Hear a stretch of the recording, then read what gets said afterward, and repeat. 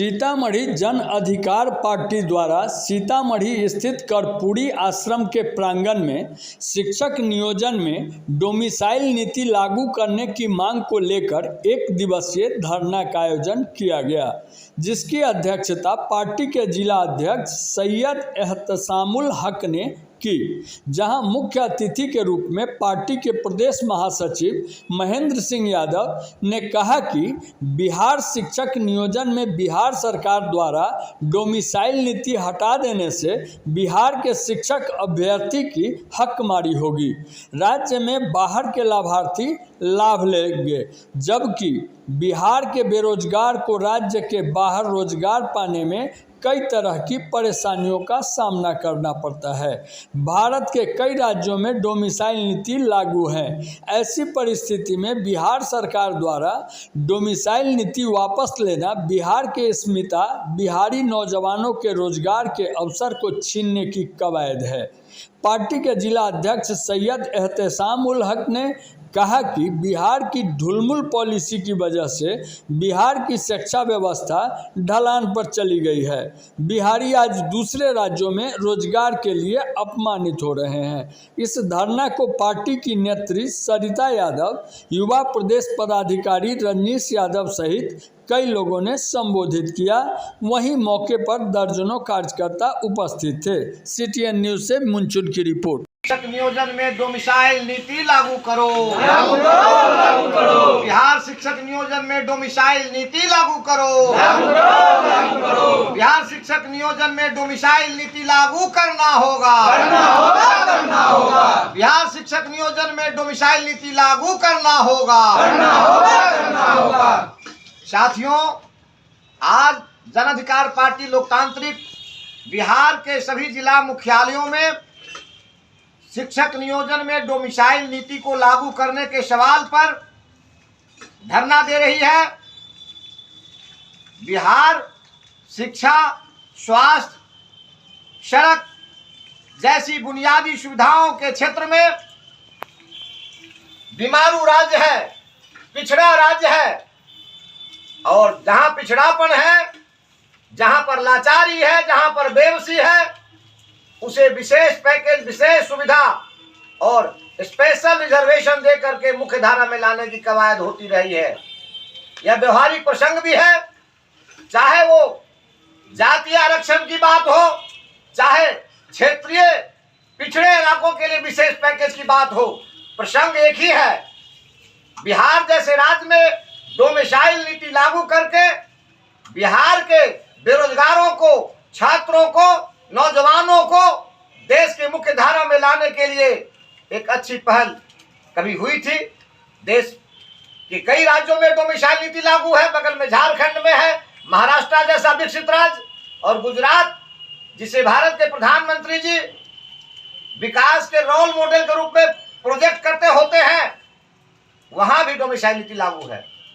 तो हिंदुस्तान के मध्य प्रदेश जैसे राज्य में डोमिसाइल नीति लागू है।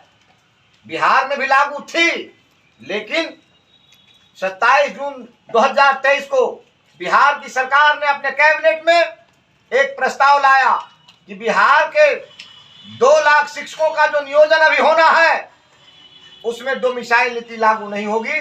सरकार डोमिसाइल नीति को वापस ले लिया।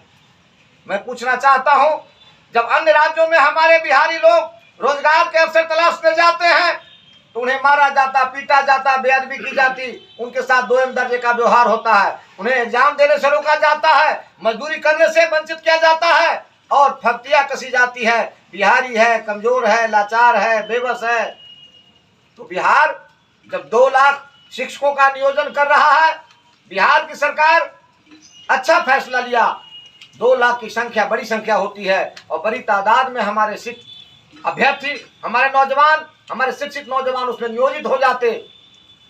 तो कतिपय कारणों से वो कारण आज जो स्पष्ट दिख रहा है कि हमारे बिहार के मुख्यमंत्री जी को राष्ट्रीय नेता होने का हनक सवार है।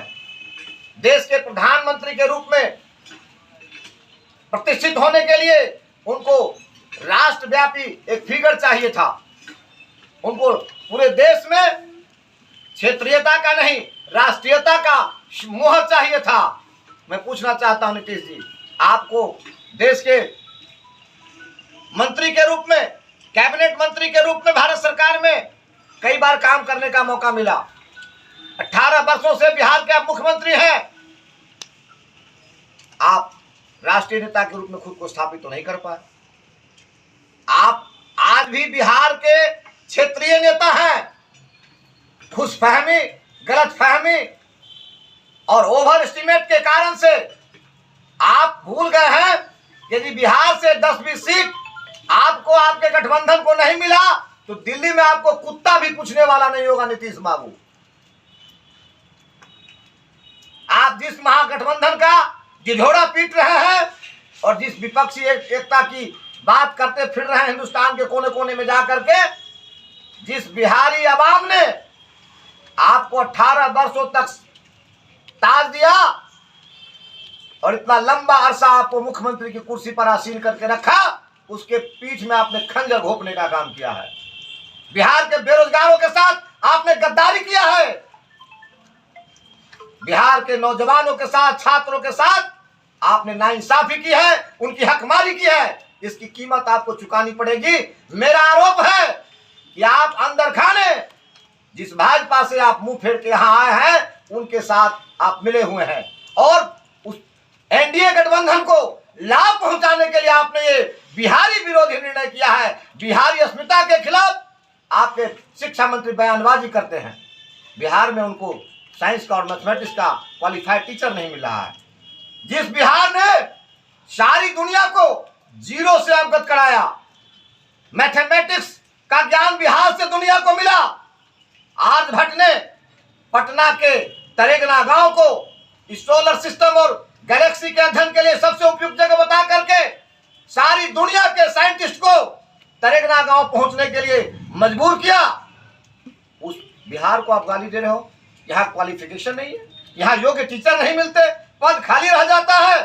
अरे आपकी नीति गलत है। आपका जो नियोजन नीति है वो रोज बदलता है। इवन आफ्टर वैकेंसी आपकी सरकार कई नीतियां बदल दी है। ये क्या है? आपको सरकार नहीं चलाने आता, आपको निर्णय नहीं लेने आता। 77 में हिंदुस्तान में जनता पार्टी की सरकार आई थी और 80 में कांग्रेस पूर्ण बहुमत से देश में काबिज हो गया। कांग्रेस ने एक नारा दिया, वोट उसको दो जिसको सरकार चलाने आता हो, और ये एक स्लोगन हिट कर गया और पूर्ण बहुमत की सरकार केंद्र में बन गई कांग्रेस की 1980 में। 77 में जो इंदिरा गांधी खुद भी चुनाव हार गई थी, उनकी पार्टी को मात्र 2.5 वर्षों के बाद केंद्र में पूर्ण बहुमत की सरकार मिल गई। कारण कि 77 में जिनको सत्ता मिली, उन लोगों ने बैंक की तरह से और केकड़ा की तरह से इतना आपस में लड़ाई किया, इतना छीना झपटी किया सत्ता की कि पब्लिक भारत की खिंच गई और फिर से सत्ता कांग्रेस के हाथ भेज दिया। तो बिहार 18 वर्षों से आपके हाथ में है। यहाँ की न कानून व्यवस्था आप सुधार सके, न आप सिंचाई की व्यवस्था दुरुस्त कर सके, न बिहार से पलायन को आप रोक सके मजदूरों का, न बिहार में रोजगार के अवसर का आपने माहौल बनाया, ना आपने शिक्षा का माहौल बनाया। हजारों करोड़ रुपया हमारा बिहार का अन्य राज्यों में जाता है बच्चों के पठन पाठन पर।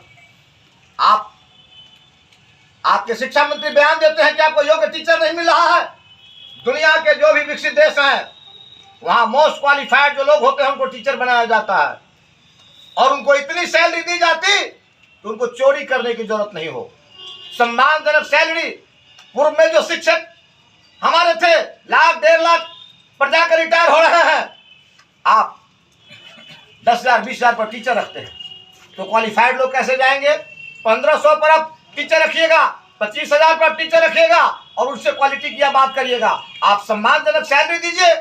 जो क्वालिफाइड लोग हैं, जो इंटेलिजेंट लोग हैं, जो अप टू द मार्क लोग हैं, वो शिक्षक नियोजन में खुद ही अभ्यर्थी हो जाएंगे।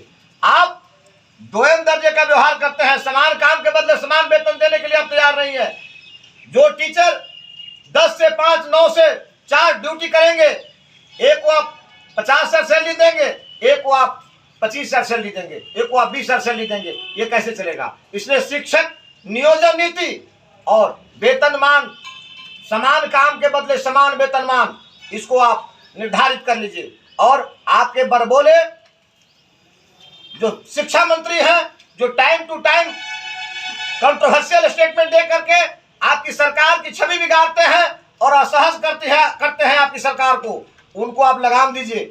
वो खुद ही मोस्ट अनक्वालिफाइड व्यक्ति है, वो डलाड है, मैं कहूं तो वो गधा है, उसको शिक्षा मंत्री होना नहीं चाहिए। वो बता दे कि बिहार में शिक्षा मंत्री होने के बाद बिहार की शिक्षा व्यवस्था में क्या बुनियादी बदलाव उन्होंने लाया है। बिहार की शिक्षा व्यवस्था ढलान पर है, पटरी से उतर गई है। सरकारी विद्यालयों में वही बच्चे जाते हैं जिनको कोई उपाय नहीं है, जिनके माता पिता प्राइवेट स्कूल्स का जो फी है वो नहीं भर सकते। यदि वो शिक्षा मंत्री बहुत काबिल है तो एक निर्णय कर ले कि सरकारी विद्यालयों में जितने सरकारी महकमा के लोग हैं, जितने पब्लिक सर्वेंट हैं, जितने लेजिस्लेचर के लोग हैं, जितने जुडिशरी के लोग हैं, सबों के बच्चे मैंडेटरी उनको जाना पड़ेगा विद्यालय। सरकारी विद्यालय में जिनके बच्चे नहीं पढ़ते उनको कोई सरकारी सुविधा नहीं दी जाएगी। आप कानून बना दो। आज तो जो शिक्षक सरकारी विद्यालय में पढ़ाते हैं बच्चों को, वो अपने बच्चों को प्राइवेट स्कूल में पढ़ाते हैं, अपने बच्चों को उस विद्यालय में नहीं पढ़ाते हैं। तो आप नियोजन की नीति आपकी गलत है। फर्जी डिग्रियां खरीद करके लोग शिक्षक हो गए। आज तक स्क्रूटनी बिहार सरकार नहीं कर पाई। मेरा दावा है 20 से 25% शिक्षक आज भी फर्जी डिग्री के आधार पर गलत तरीके से नियोजित है, जिस कारण से शिक्षा की व्यवस्था बदहाल है बिहार में। तो आपके पास इच्छा शक्ति है, नैतिक बल यदि है बिहार के शिक्षा मंत्री जी, तो आप स्क्रूटनी करिए और शिक्षा में गुणवत्तापूर्ण व्यवस्था बिहार में स्थापित हो। इसके लिए शिक्षक नियोजन नीति को आप प्रासंगिक बनाइए। सभी जो विपक्षी दल हैं और जो एक्सपर्ट हैं एजुकेशन के, उनके साथ आप बैठ करके शिक्षा नीति बनाइए बिहार की। और नियोजन की नीति रोज बदलने वाली नीति नहीं होनी चाहिए। बीपीएससी से एग्जाम देना है तो सीटीटी का एग्जाम आपने क्यों लिया? ये 4-5 वर्षों से बच्चों की जिंदगी आपने बर्बाद क्यों किया? कम से कम आप जब नई नीति ला रहे हैं तो कोई बात नहीं, पूर्व में जो सीटीटी पास कर गए हैं उनके ऊपर वो नियम लागू नहीं होना चाहिए। उनको आप प्रमाण पत्र दीजिए, they have qualified the examination. इसलिए इस प्रकार की ढुलपुल नीति से स्पष्ट होता है कि आपके पास कोई विजन नहीं बिहार के लिए। बिहार की सरकार के मुखिया नीतीश कुमार के पास बिहार के डेवलपमेंट के लिए कोई विजन नहीं है। ये जैसे तैसे जोड़ तोड़ करके बिहार के मुख्यमंत्री बने पड़े हैं और मलाई खा रहे हैं और बिहार अपने रसातल की ओर जा रहा है। बिहार के नौजवान बहुत ही मर्माहत है, बिहार के बेरोजगार बहुत ही चोटिल हैं, उनके साथ बहुत बड़ा अन्याय आपने किया है। आपने उनके चूतर पर, उनके पीठ पर बहुत बड़ा चाबुक मारा है, उनके पीठ में आपने खंजर भोंका है। यदि आप डोमिसाइल नीति को फिर से शिक्षक नियोजन में लागू नहीं करते, अपने